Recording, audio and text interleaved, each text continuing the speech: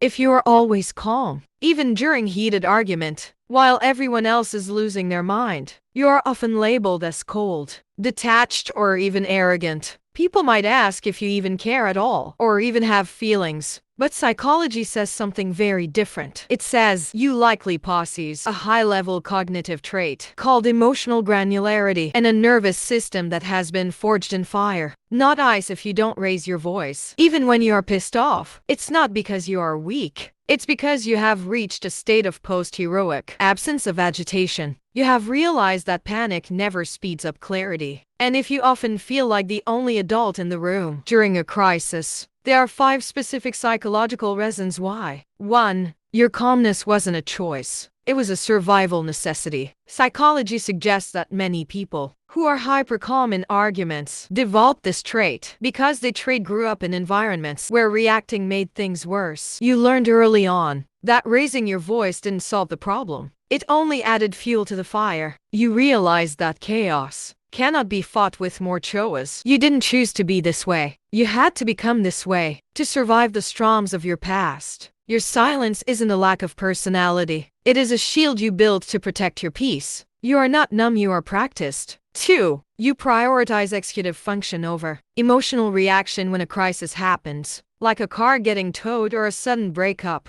Most people spiral into why is this happening to me? But you immediately shift into how do I fix this? There is a psychological switch in your brain that bypasses the panic and goes straight to logistics. While your partner, a friend, is screaming about the problem, you are already calling the Uber or finding the solution. You have learned that worrying rarely prevents anything from happening. It just steals your energy. You care deeply, but you care enough to solve the issue rather than just cry about it. Now, being solution-oriented explains your actions, but it doesn't explain why you don't show emotion in the moment. That comes down to this next trait. You are a delayed processor. People think you don't feel pain because you don't show it instantly. The truth is you feel it deeply. Just later you have a time to feel and a time to act. In the moment of conflict, you lock your emotions in a box so you can navigate the storm. But later, when you are alone in your room or driving your car, that is when the tears come. You don't perform your grief for an audience. Your emotional processing is a private ceremony, not a public show. 4. You silence as a mirror. You have noticed a strange dynamic. When people try to disturb your peace or start an argument and you meet them with absolute calmness, they don't know how to react. They often get angrier. Psychology calls this non-complimentary behavior. When you refuse to match their chaotic energy, your silence forces them to hear how loud they are screaming. You don't fight them, you let them fight themselves. You have learned that a one-word answer or a simple look is often more powerful than a paragraph of defense. You realize that barking at a dog does not make it go away. 5. You are simply tired